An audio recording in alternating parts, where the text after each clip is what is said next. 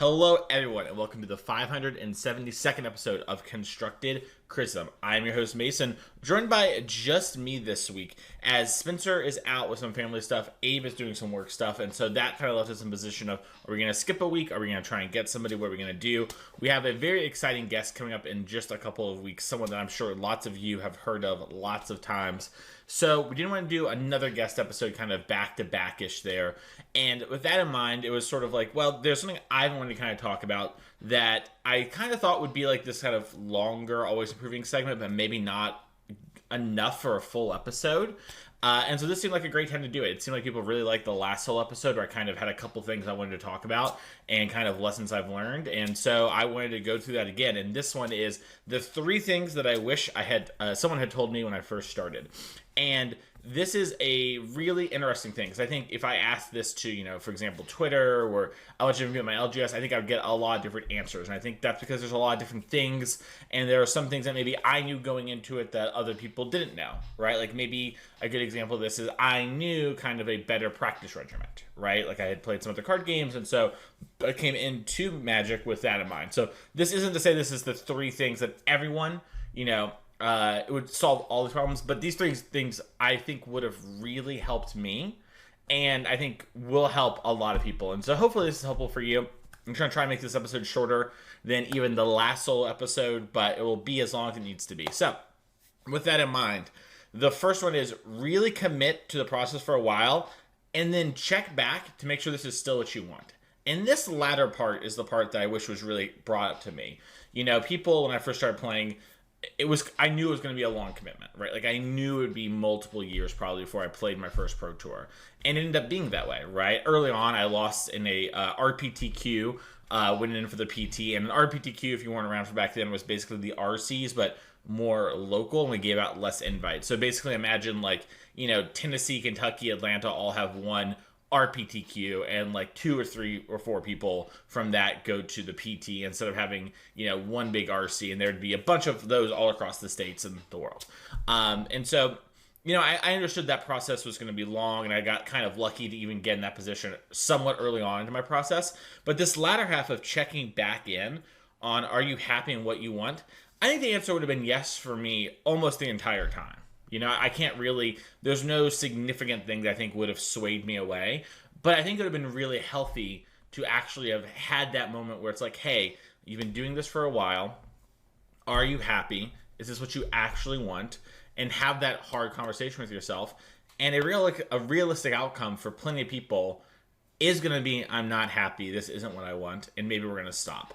And I'm a really big believer that, pursuing something and failing is a fine outcome. I think that sometimes you're going to try to do something and you're not going to make it, and that's okay.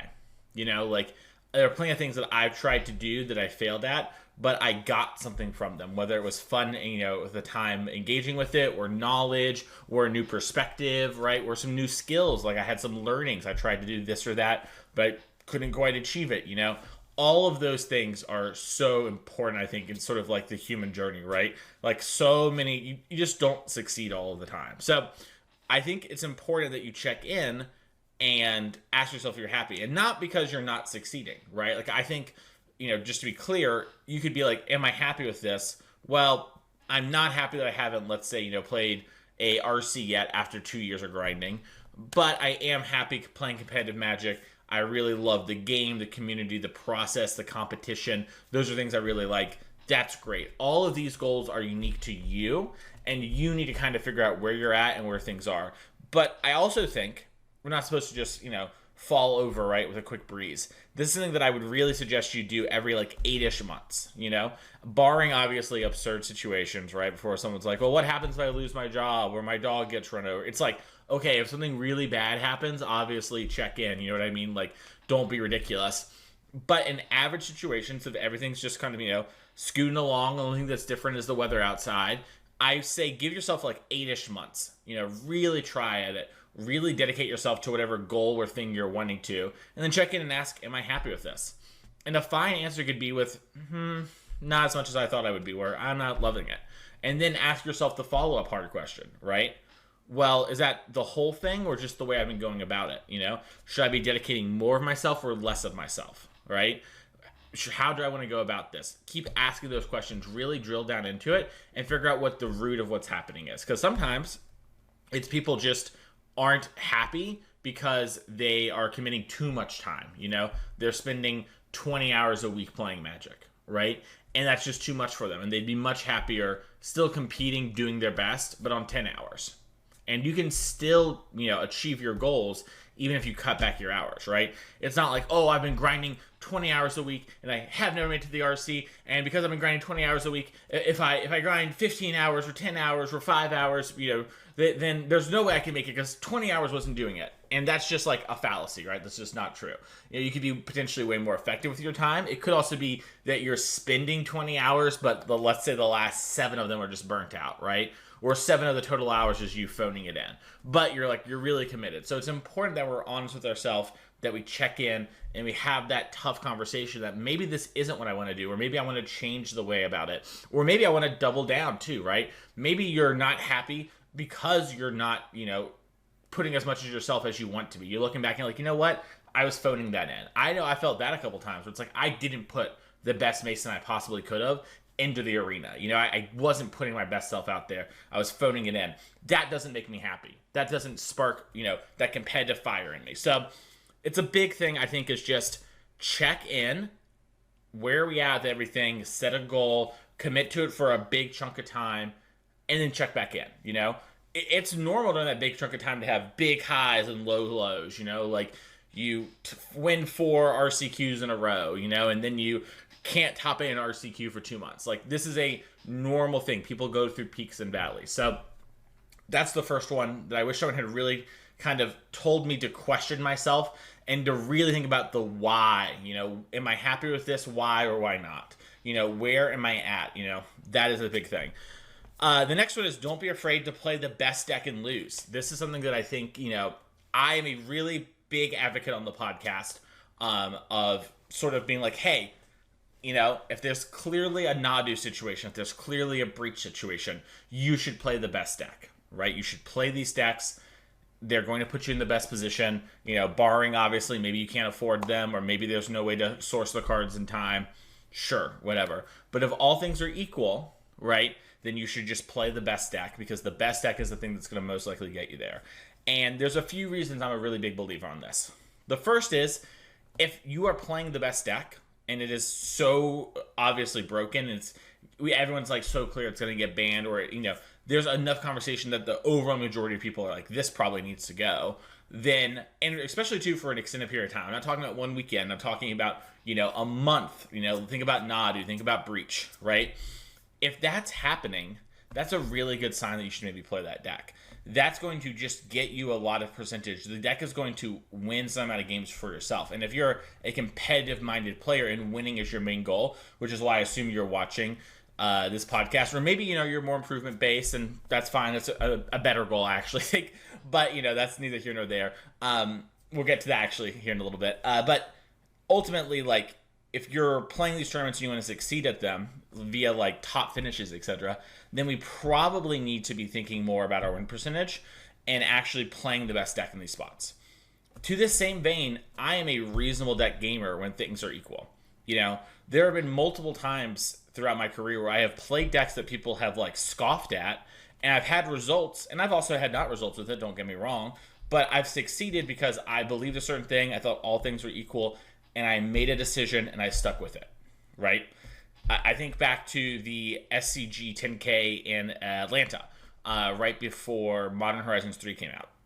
And I won playing mono black, like the one ring, aggressive mid-rangey deck. And like at the time, everyone either Cabal Coffin or Urza Saga, right?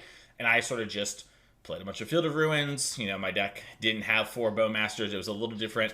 And I won, Now, if I hadn't won, would we still be talking about this? Probably, because I believed it to be good. I believed it had a lot of good matchups. There was a lot of Zoo at the time, and I was playing a bunch of Edict effects, That felt really strong to me, right? There were these combo decks running around. I had a lot of discard. I had Grief Scam, The decks that were trying to go long really struggled against Shieldred the One Ring. That was kind of an unbeatable combination.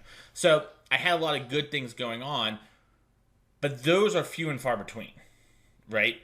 And when there is a best deck, when there is a Nadu, when there is a Breach, I play those decks. And this kind of gets us to part 2 and kind of why I say don't be afraid to lose. Because I have experienced and lived when I haven't done this in the past and got punished accordingly and have regrets. And I don't want you to have regrets. I don't want you to look back like I do with Hogak and think, wow, what was I doing? So back when Hogak first came out, I was starting my grind on the SCG tour. If you're kind of a newer post-COVID, basically SCG about every 2 to 3 weeks would go to a different location and hold a little, God, I think they were like 15Ks or 10Ks.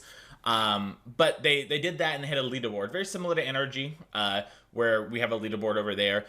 We have a leaderboard for SCG, and if you were top 64, you got 1 bye in the first round. Mind you, these are 2-day events, so these are like 15-round events. These are like spotlight level events. So top 64 is 1 bye. Top 32 is 2 buys. So going into the 2020 season, so we're in the back end of 2019, I have top 8'd in SCG, and then I have done well at a bunch of IQs, which are sort of these like mini tournaments that also got you points. And so now it's looking, Mason's in the 80th spot, right? I'm in striking range of top 64, and my plan for 2020 is to get on the tour, play every single event that year, lock up a top 32 spot, and then 2021, I'm going to make a run for the Players' Championship. That was sort of the game plan. If I stumble into it, in 2020, that's great, whatever. But the game plan was get a bye, and then in 2020, get 2 buys locked up, which makes just everything so much easier. Spend a year honing my craft, and then 2021, go hard. That was the game plan. Obviously, COVID happened. But there's still an important thing, right? During that last little bit, I needed to go from like 80th to top 64, right? I needed to secure my spot. I needed to get points. And the better you did, the more points you got. So I kind of did the math, and I was like, okay, if I believe it was 11-4, or X and 4, basically, all the events between now and the end of the year, I should, as long as everyone else who's in the same spots in front of me doesn't do the exact same, end up in the 50th spot with a little bit of breathing room. And so that means I could probably miss one, but I'm not going to miss. That's the game plan. We're just going to day 2, X and 4 minimum, all the events. If I get a better finish, nice. We're in a good spot. So going into that meant I really needed to be consistent, right? I needed to kind of make sure I'm playing decks that were going to get me to kind of where I needed to go. And so this also correlates with the release of Modern Horizons 1. So the first event where I'm really starting to grind is a team event.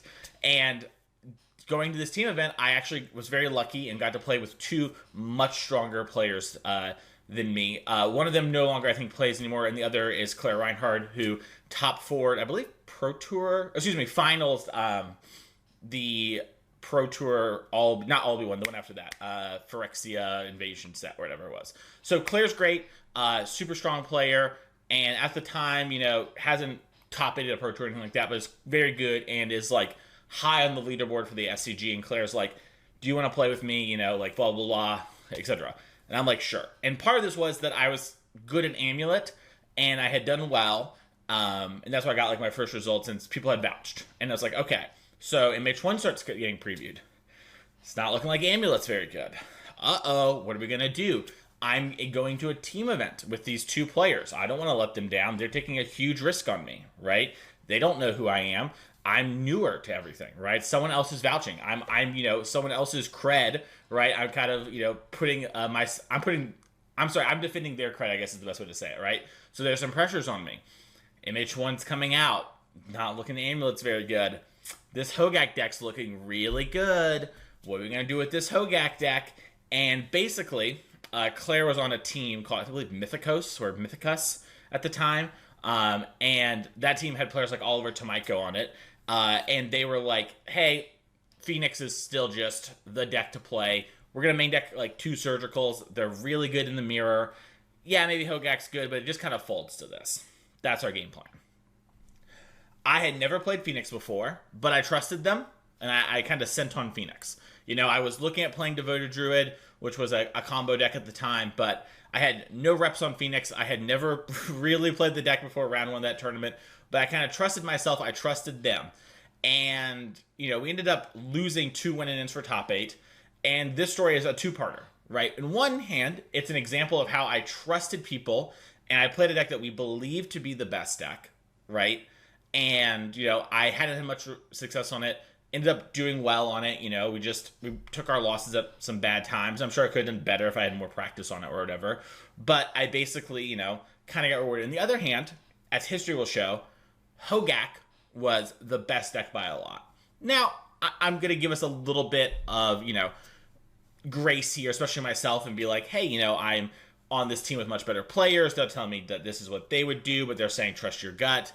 I haven't got a ton of time with this Hogak deck. Everyone's going to be gunning for it. Is it really that good, And so I don't play Hogak. And, mistake. I didn't play Hogak. Okay. Well, there's another SCG in 2 weeks from now. So this is a solo event. It's just on me. What am I going to do? Well, event's coming up.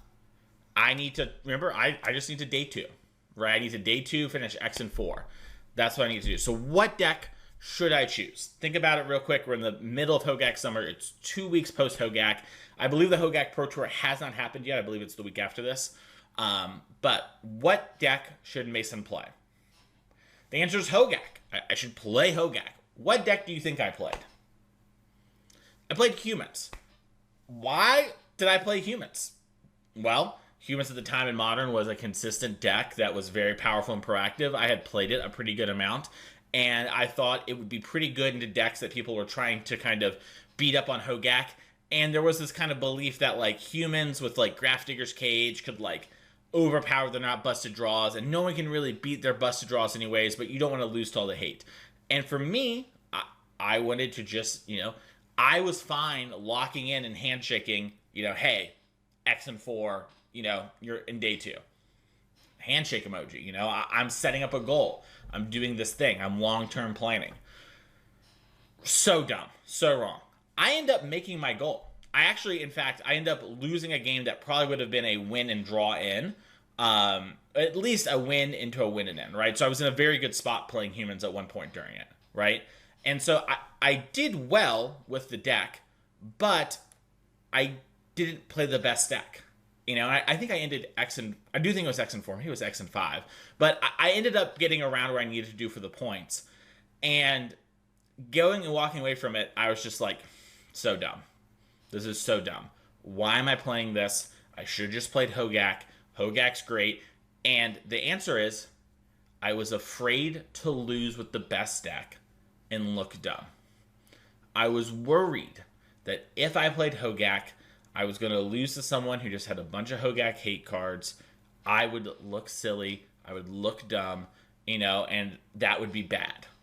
That is so stupid. Who cares? Play the best deck. Compete. It's okay if someone brings 10 cards for you and beats you. And you know what? Most of the time, with these decks we're talking about, with the Nadus, with the Breaches, with the Hogaks, the 10 cards is not enough. And this is a lesson I learned. And going into GP Vegas, I played Hogak. I did it. I pulled the trigger. And it's the only event of that summer I did in day 2. I don't regret it for a second. It was totally the right choice. I wish I had played Hogak at every single event. I give myself that grace in the first one. But after that, I should have been playing Hogak the entire time. I played Saheeli Cat at an IQ event, the release weekend of Hogak, and everyone kind of knew the Hogak deck was okay. There's no way people have hate cards for Hogak week 1. I'm playing Saheeli Cat combo in Modern with Force of Negation. The fair decks aren't good in Modern at that point. I shouldn't be playing Remand Lightning Helix. I lose in the finals, if I remember correctly. I beat a Hogak player in top 4. What am I doing? Why am I not playing the best deck? And so a lot of that, and looking back on it and being like, I was on the wrong side of history. I didn't play the best deck the whole time. I didn't put myself in the best position. This is part of why I preach it so much. Part of why I just spent 10 minutes telling you a story about how I was afraid to look dumb. I was afraid to be silly, And since then, I've pulled the trigger on the best deck many times, Four color, I basically played the entire time it was around. And eventually I win DreamHack Dallas or whatever, and people start looking at me for four color answers. But it wasn't that way at the start. It's not like, oh, I was always four color guy, right? It wasn't something that people turned to immediately. But I did eventually understand and take the risk. And even when we're at the peak of four color, all my opponents are got sideboard plans for four color. We're playing decks to beat four color. I just ran it down four color and did great the whole time because the deck was so good. It was a broken deck. It needed to be banned. And when there are decks that need to be banned, we should play those decks because they are going to succeed. They are going to give you a much better chance to succeed, especially the better your play is, right? Like if you're a strong player, you should play the best deck. It will give you the most sort of muscle and ability to play the game. And if you think that like maybe you're a weaker player than the average person, right? I would argue playing the best deck is really good for you because there's often this like 10% of draws no one can beat. There's the turn 2 breach kills. There's the turn 2 Nadu kills, right? There's like all these like weird little, I guess there wasn't turn 2 Nadu kills, but there's like turn 3 Nadu kills, right? There's all these like, I just kind of beat you draws. And that's really good, right? If I told you that 10% of your games you play, you're just going to win, right? And you think you're one of the worst players in the room, that should be an incentive for you to play the deck. I'm guaranteeing you a 10% win equity, right? Of the 100%, boop, you just get a little bit of it. And then in the mirror matches, sometimes you just have a draw that just you're on the play with the exact same draw as your opponent and you beat them. If you're paired against Reed Duke, what's the best way for you to beat Reed Duke? Is it to play the Nadu mirror where 10% of the time it doesn't matter who's playing, they're going to beat Reed Duke, and some percent of the time you're on the play and you have the exact same draw and you beat Reed Duke? What do you think is the better way to win? Do you think it's that, or do you think it's playing your weirdo deck that doesn't actually have a chance, or it's playing all these sideboard cards and in reality it's like barely making the matchup good and you're really leaning on your opponent not understanding what's going on, right? Where you're kind of trying to play these different angles of attack. Play the broken deck. Don't be afraid to lose. It is good to sort of pull the trigger on that and to have it there. And I think that's something that, as time has gone on, that advice has come up more and more and more, and I've tried to be a very active voice in it. But I think it's just important that if there's something you believe to be broken, and especially the community believes to be broken, you should play it if winning is your main goal. There are plenty of reasons not to play it, It's not very fun. Winning isn't my main goal. Great answer. But if winning is your main goal, please do this. I promise you it's going to lead to a lot more results. And you know what? There's not always going to be a situation, right? We're in a weird spot with Standard right now where you should probably just play VV Cauldron, And also, I just want to say, like, if you go back and look at the podcast over the last, since the Standard format happened, early on, I'm like, I think the Izzet cards are good. I don't think we're in a Nadu situation yet, right? But I identified them as strong. I identified what we were doing as powerful, but I wasn't sure. And after, I think it's about 3 weeks, if you go through and you listen, on the third week, I'm kind of like, you should probably just be playing VV Cauldron, right? And this is like before the NRG weekend, I think, or before the Arena Champs. It's like right around then. I'm kind of just like, I fold. I kind of endorse this deck wholeheartedly. And I think that's like a good way to look at it too, right? Like, you don't need to jump around to the latest Twitter trend and narrative or whatever. It's about, okay, this thing's consistently been doing well. It's so clearly very powerful. What I'm doing isn't maybe working out that well. I should jump ship to this. That's a good plan. Okay. Last but not least is understand that the most likely outcome is that you will fail. And that's okay. I mentioned this earlier, kind of with the coming into the process and thinking about everything. And I talked about, how it's, in my opinion, I believe okay to pursue something and to fail, right? The act of pursuing and learning and growing is the better part. And I think that this is something that everyone kind of knows, but no one really says out loud. And so I really wish that it was said out loud and it was talked about a bit more, that the most likely outcome, of any tournament is that you're not going to win, right? You as a person have some percentage chance to win the event. Maybe it's a high percentage chance, but unless it's like, 51%, the most likely outcome is not you winning, right? Like that's just how it works. And so it's important to also understand that that's okay, you know, that you will have tons of heartbreaking, gut punching, hair pulling moments when you play Magic. You're going to be sad. You're going to have moments of frustration. You're going to have moments where you think, why did I drive 3 hours for this stupid tournament to play this stupid deck? You're going to have frustration. But that's okay. Because the goal is not to win everything. The goal should be to push ourselves. The goal should be to get better at improving, right? That's what we're looking for when we're playing Magic. This is why earlier I mentioned, I think, having goals related to, achieving X thing can sometimes be a little dangerous, because I think it can sometimes blind you from what really matters. And what really matters at the end of the day is you should be playing Magic to improve at it, to get better at this game, and to put your best self forward, right? Become a better learner, become a better competitor, right? Become fierce, right? Like just try, put yourself out there, be okay with failing. And I think that a lot of people would get a lot out of just embracing and acknowledging that. When I walk into a room, I know the most likely outcome is that I'm not going to win. But that is an outcome that I accept, but I'm not happy with. I want to do better. I want to be the best version of myself. I want to, continuously improve and be the Mason that's better than the Mason who played the last time, right? I don't always succeed. Sometimes I walk away from a tournament and I wasn't significantly better, or even microscopically better than before. Maybe I was even worse, but that's okay, because I've only really lost when I've given up.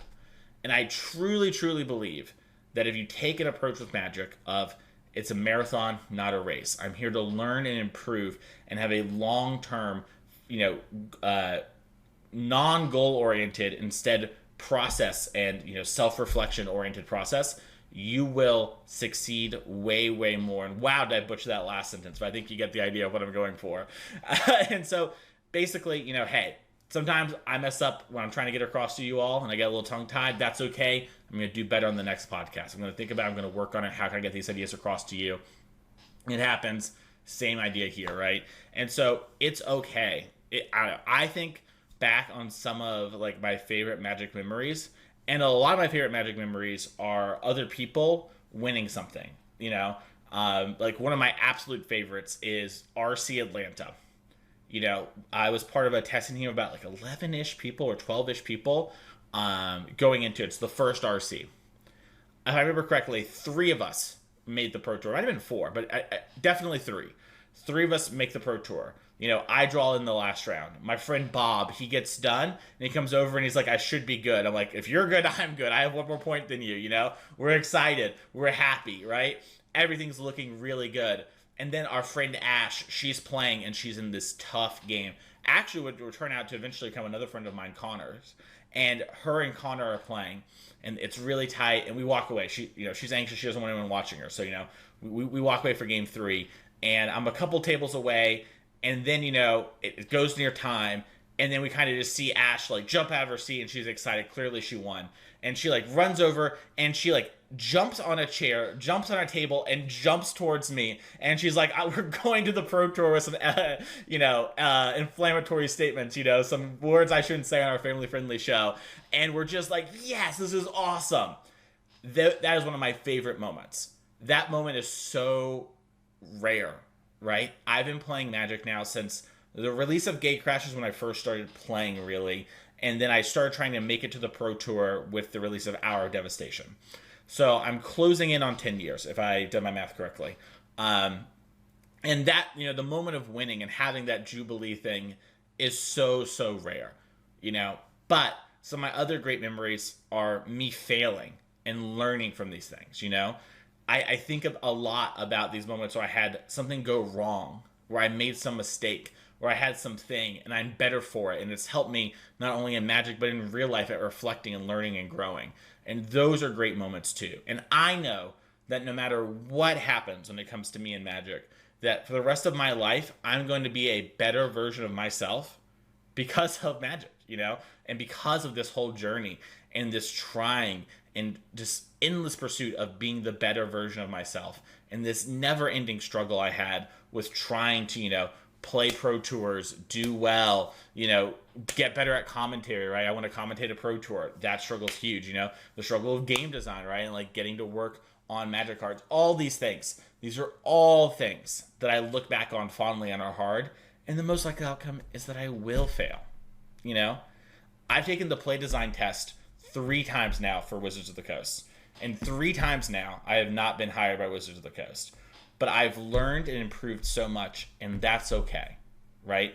It's fine that, I didn't get there. And that one of my goals I've sort of failed at as of right now. But I'm not done yet. My journey is not over yet. There'll still be plenty of more times to do game design, whether that was Wizards or other companies.